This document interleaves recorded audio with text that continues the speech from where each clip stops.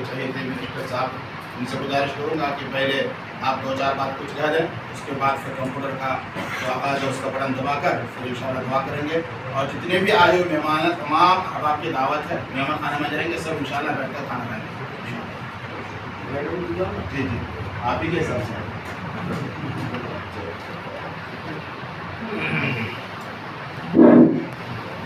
अस्सलाम वालेकुम रहमतुल्लाहि व बरकातुहू। अल्लाह वल इंसान व मालम यार। अगर अभी हज़रत फरमा रहे थे कि सीखने के लिए मुफ्ती जावेद साहब बोल रहे थे कि कहीं भी जाना पड़े कुछ भी सीखने के लिए जो हमारे ज़िंदगी में काम आए, आखिरत में काम आए, इसको सीखना ज़रूरी होता है। और दूसरी चीज़ ये भी है कि इल्म दो तरह के होते हैं,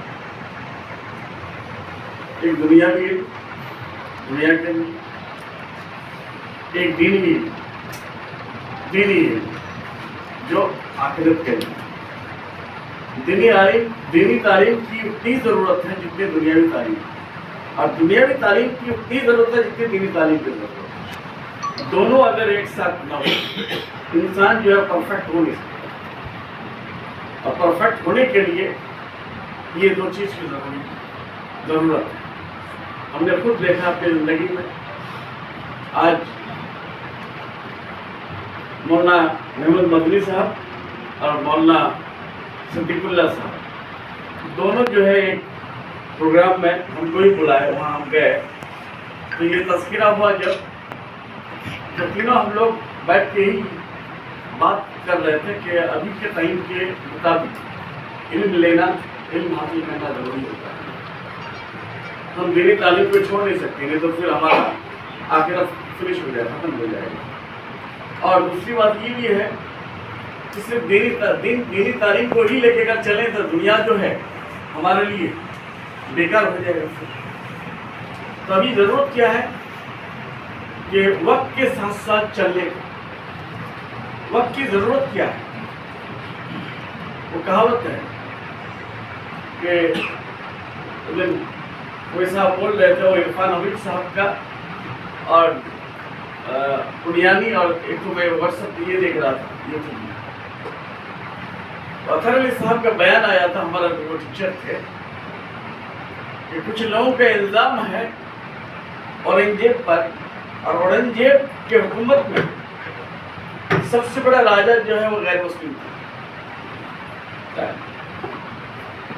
लेकिन आज नरेट हो रहा है, नरेशन हो रहा है, नरेटिव तैयार की जा रही है एक मखसूस कौम के खिलाफ, एक मखसूस मजहब के खिलाफ। लेकिन ये सारे गैर मुस्लिम नहीं कर रहे, कुछ लोग हैं उनको फितना ही से मोहब्बत है, उनको दुनिया से मोहब्बत नहीं है, ना दीनी तालीम से मतलब है ना दुनियावी तालीम से मतलब है। तो उन लोगों का हमको परवाह नहीं करनी, हमको परवाह करना है अपने आप का, हम कहाँ तक अच्छे हैं।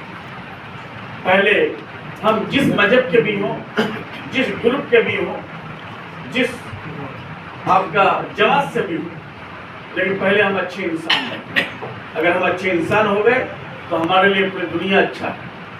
अगर हम इंसान खराब हो गए, इंसान अच्छे नहीं बन पाए, तो दुनिया हमारे लिए जहन्नम से बदतर हो जाए। इसलिए पहले हम अजी दफ्तर लेने के बाद हम एक दिन बोले, हमारे डीएम डायरेक्टर मदरसा एजुकेशन मदरसा बोर्ड का प्रेसिडेंट सब लोग को बुला करके बोले कि भाई आप लोग जो मदरसे में तालीम दे रहे हैं, ये मदरसा हमारे लिए एक फ़ख्र की बात है, दूसरी तरफ ये भी है एक डिप्रेशन का भी मर्ज हो जाते हैं, मरीज हो जाते हैं। जो बच्चे मदरसे में पढ़ते हैं तो वो ये सोच के जाते हैं, ये सोच के पढ़ते हैं कि हमारा क्या है, हमारे आने वाली ज़िंदगी क्या होगी, इसके बारे में आप लोग कोई वजाहत नहीं कर।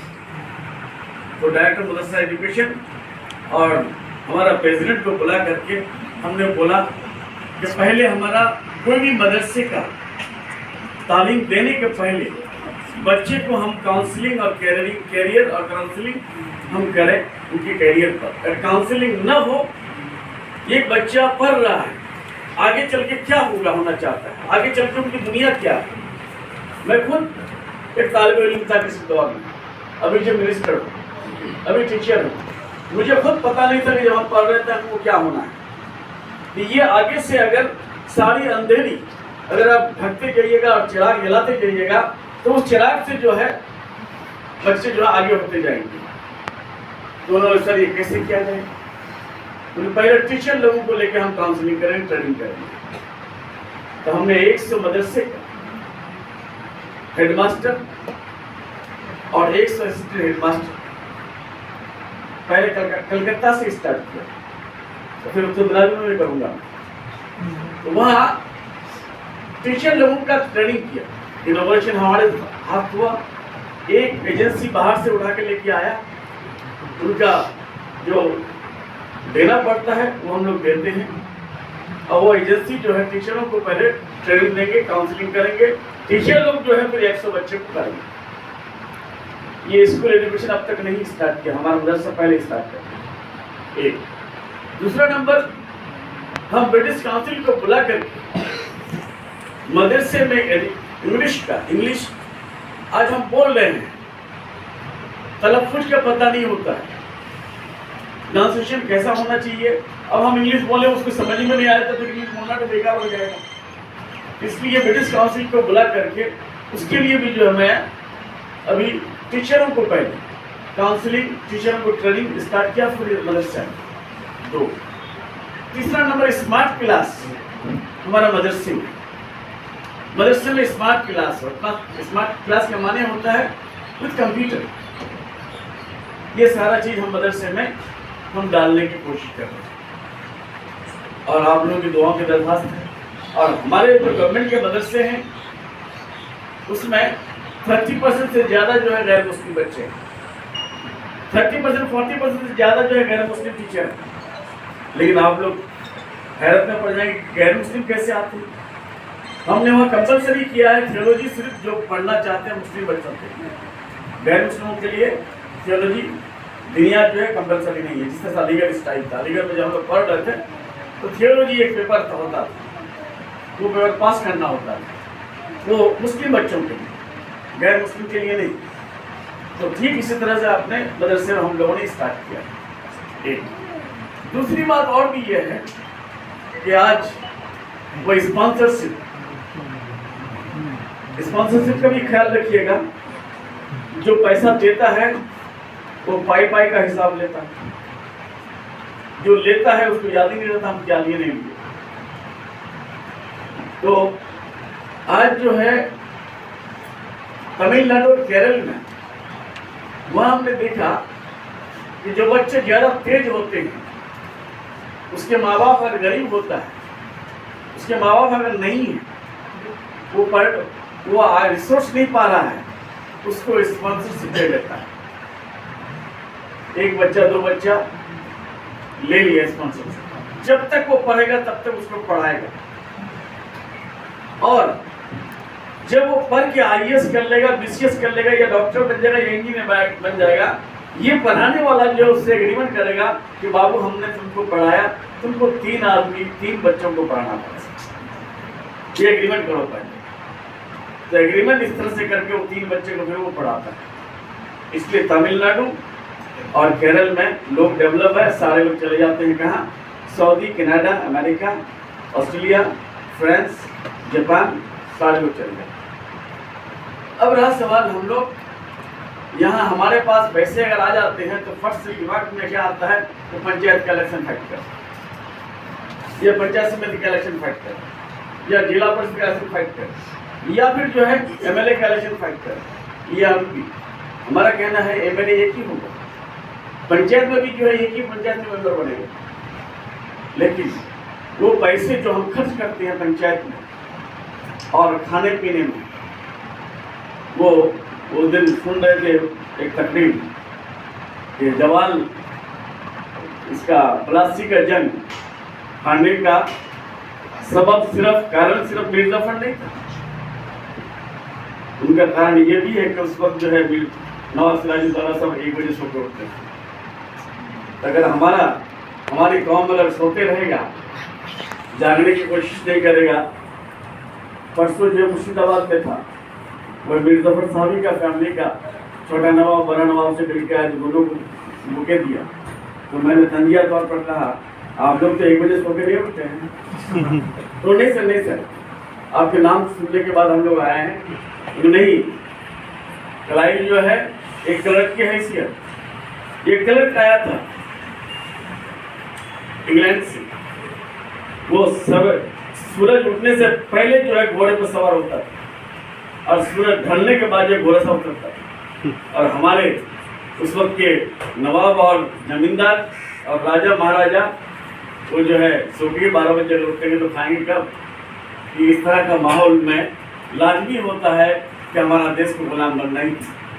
तो है गुलामी के जंजीर को हटाने के लिए हमारे पुरखों ने काफ़ी साथ दिया। सारे कम्युनिटी के लोग एक साथ फाइट करके अंग्रेज को भगाया, लेकिन अंग्रेज तो चले गया लूट लाट। पीछे कौन रह गए? आप लोग इस बात को, ये हम खोले वीडियो साहब भी है, हम एक बात बोलेंगे आप लोगों को कि जो कौम तालीम लिया है वो बहुत आगे चले गया और जो कौम तालीम ले नहीं पाया वो पीछे रह गया। उनका कारण एक ही है, हम सुनते थे जब अख्तर अली साहब इरफान अली साहब पढ़ाते थे तो कंटेम्प्रेरी पावर होता था उस पर, Ottoman empire, Mughal empire, Roman empire, German empire, British empire, ये सब एम्पायर के जो कंटेम्प्रेरी पढ़ाते थे और पढ़ाते पढ़ाते बोलते थे कि यही बात बोलते थे कि 1093 में ऑक्सफोर्ड कायम हो गया और इससे पहले जो ऑटोमन एम्पायर जो यूनिवर्सिटी, पहला यूनिवर्सिटी ऑटोमन एम्पायर कायम किया था पूरी दुनिया में, पहली यूनिवर्सिटी। लेकिन आज हमारी यूनिवर्सिटियाँ गायब हो गई। सऊदी में पढ़ाने के लिए इंडिया से जाना पड़ता है, गल्फ में पढ़ाने के लिए इंडिया से जाएंगे, पाकिस्तान से जाएंगे, बांग्लादेश से जाएंगे। आज वहाँ के हुक्मरान को एहसास हो गया है कि ये ज़्यादा दिन चलने वाला नहीं है, हम भी कल हिंदुस्तान की तरह गुलाम न बन जाए। आज थोड़ा सा होशवास आया है तो थोड़ा कुछ करने की कोशिश कर रहे हैं।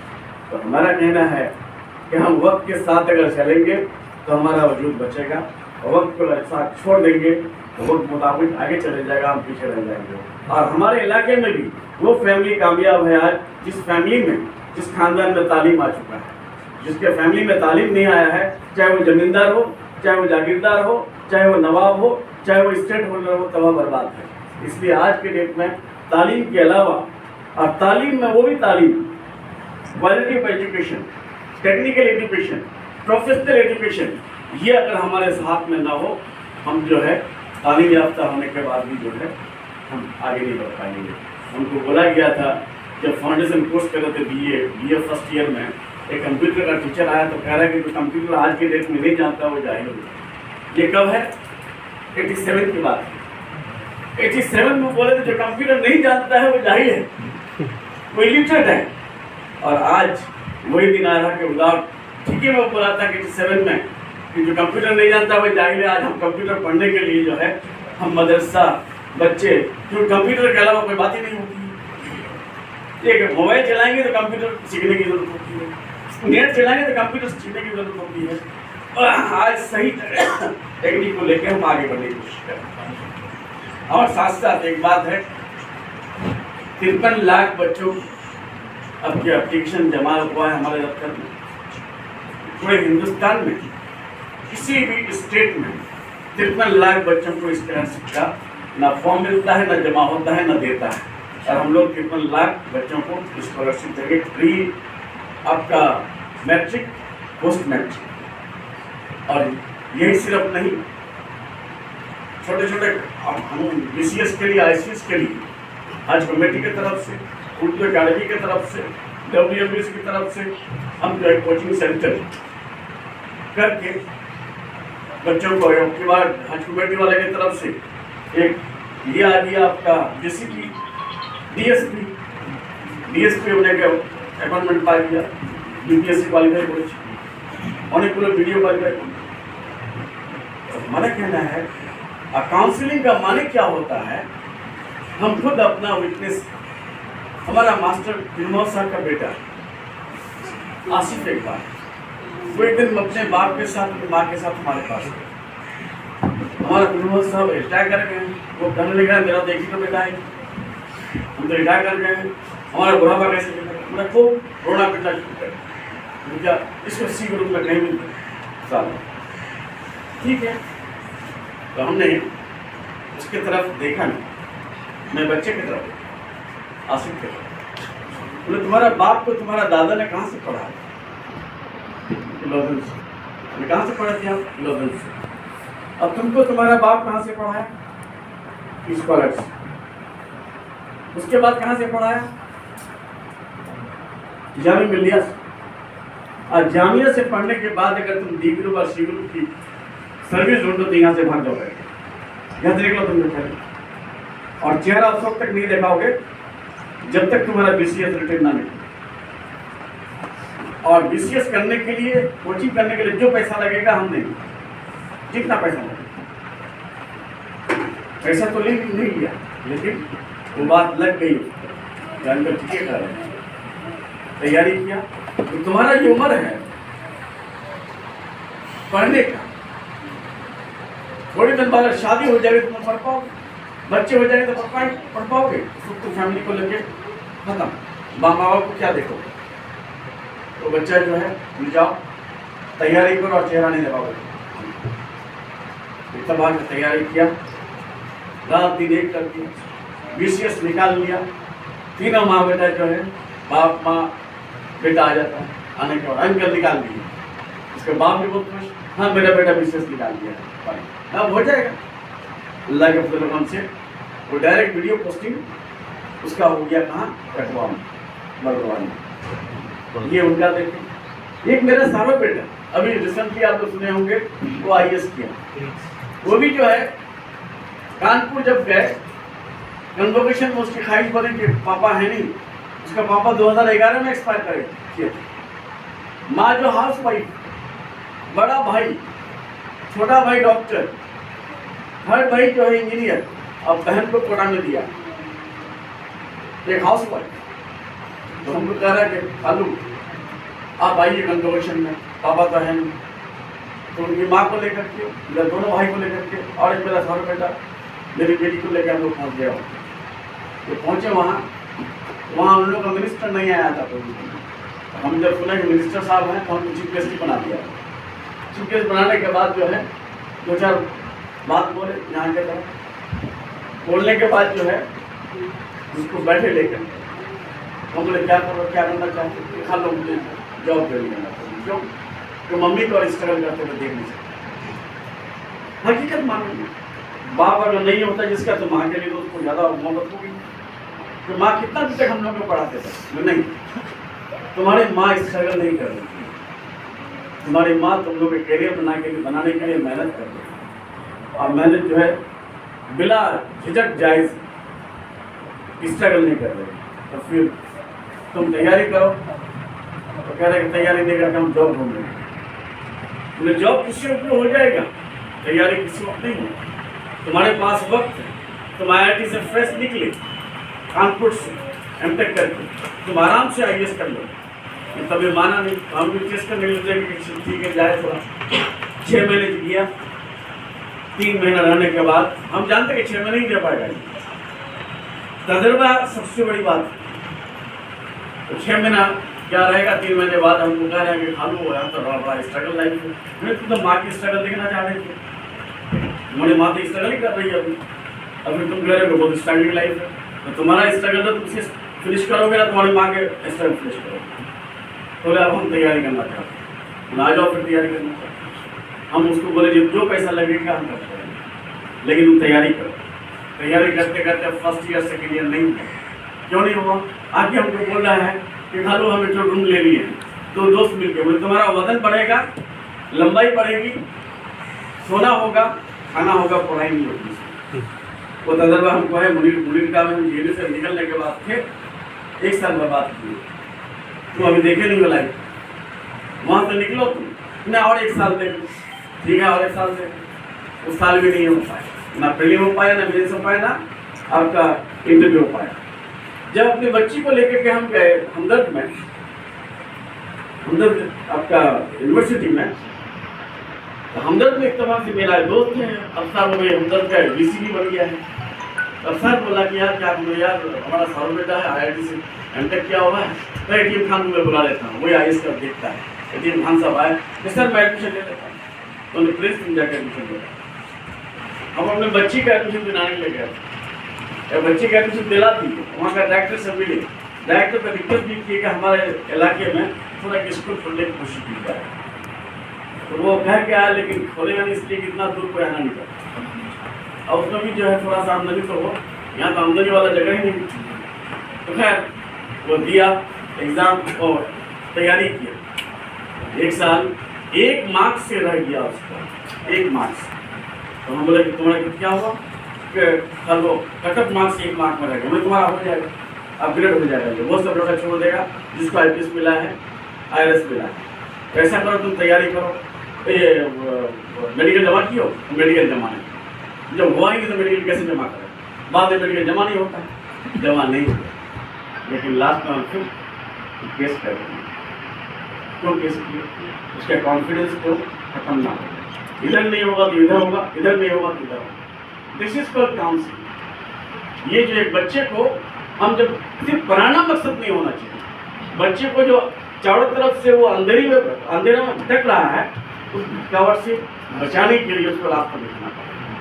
जब वो तैयारी किया, तैयारी करते करते तो तुम घर नहीं आओगे, 10 अक्टूबर के बाद घर आओगे। मेंस हो गया, प्रीलिम निकाल लिया, मेंस निकाल लिया। इंटरव्यू के दिन जब आया तब वो खबर इंटरव्यू दुआ कीजिए, हाँ मैंने दुआ दिया, इंटरव्यू दिया। शाम को जब आया तो क्वेश्चन देखे, तो क्वेश्चन सर जब भेजा 2 IAS हमारा तो मेरे साथ ही बैठा हुआ था, तो हम बोले कि देखो तो इसको ये आएगा ना नहीं आएगा, तो बोले सर आप क्या सोचते हैं, निकाल देना चाहिए। मैं आंसर पढ़ा था इसका, आंसर किया, बॉडी एकदम बेहतरीन आंसर किया, जो तुम्हारा हो जाना चाहिए, कि तब भी तुम घर नहीं आओ। क्यों? 10 तारीख को प्रीलिम देखा, प्रीलिम अगर नहीं हुआ, मेंस नहीं होगा तुम्हारा, मेंस नहीं होगा इंटरव्यू में अपने नहीं हो पाओगे, तो प्रीलिम देखिए आओ। तो देखिए अल्लाह का करम, बच्चे की मेहनत, आप लोगों की दुआ से जब IAS में सिलेक्शन हो गया, 125 पाया, रैंक आया, तो वो खाली हो गया है। कितना रैंक हुआ? 125। तो हमारा एक सारो DG है, वो 88 कैडर है IPS का, मुश्किल साहब, मुश्किल भाई बोले 30 तो आ गया IPS में, तो कितना रैंक हुआ? 125। 125 में IPS हुआ। उसके बाद सलाम में IPS तो आप ही हैं, एक तो रिश्तेदारी में IPS है, एक IAS में होना चाहिए था, तो नहीं हो पाएगा। तो फिर मैंने फ़ोन किया उनको, सचिन मक्कर को, हमारा स्कूल को, तो सर IPS को, खराब कर को IPS हो। जो हमारा सेक्रेटरी जो है हमसे 2 साल जूनियर था अलीगढ़ में, तो गुलाम अली अंसारी जो डिवीजन कमिश्नर भी है इस पर, तो हमने गुलाम को बोला, क्या गुलाम इनका क्या होगा? तो सर OBC जमा किया है, और OBC हम रोज सभा से जमा करवाए थे, दोनों का, आसिफ का भी और इनका भी। आसिफ को यदि OBC जमा ना हो तो BD होते पारतो ना, यदि OBC जमा ना हो तो IAS होते पारतो ना, IPS। आज छोटी सी गलती इंसान को कहाँ पहुँचा देता है। तो आज सोचिए यही है काउंसलिंग, यही है कैरियर का काउंसलिंग कैसे होता है। इसलिए बच्चों को पढ़ाना मकसद नहीं होना चाहिए, बच्चों के साइड में वो जो बुराई उसमें है उस चीज़ को निकालना चाहिए। और ज़्यादा वक्त न लेकर के आप लोग का हम यही बात कहेंगे, computer, English, physics, chemistry, modern education और साथ साथ जो है दुनिया का ये अगर आप पढ़ा देंगे तो वो बच्चा जो है सबसे अहम बच्चा निकलेगा, सबसे एक क्लास का बच्चा निकलेगा पूरी दुनिया में। तो यही खत्म कर दें, तो खाने की दावत नहीं दिए। और आप लोग का बहुत बहुत शुक्रिया, सारे लोग आए हैं, आप लोग खासतौर से हमारे इलाज इस्लाम साहब भी हैं यहाँ, नूरुल्लाह भाई भी वहाँ बैठे हुए हैं, सब्र अहमद साहब भी आए हैं, लाल भाई भी हैं, जावेद साहब भी आए हैं, हमारा नसीर साहब भी हैं, और मुमताज़ साहब का हम कैसे शुक्रिया अदा करें, कैसे इनके तारीफ करें, मेरे पास कोई जुमले नहीं है। क्यों कि वहाँ मुर्शिदाबाद में छोटा नवाब और बड़ा नवाब से मिलने के बाद एहसास हुआ कि वह नवाब का कहना है कि सर जहाँ से उर्दू की इब्तिदाई हुई वहाँ उर्दू 2000 लोग बच गए सर। पूरे पॉपुलेशन जो है मुर्शिदाबाद में सिर्फ 2000 रह गया है। तो यहाँ सर उर्दू के लिए उर्दू में किताब भी पब्लिश किया है। तो हमको बोला कि सर कुछ तो हम हमारा सेक्रेटरी के ऊपर कुछ किया जाए, कोई सर बच्चे ही नहीं। तो हमारा कहना है कि छोटा नवाब बड़ा नवाब को हम एक तंजिया फंस गया है कि आप लोग एक बजे तो सो के नहीं उठते। हम सोते ना रहें, हम जागे हुए हैं अपने बच्चों के शिक्षा के लिए। बहुत बहुत शुक्रिया। अस्सलाम वालेकुम।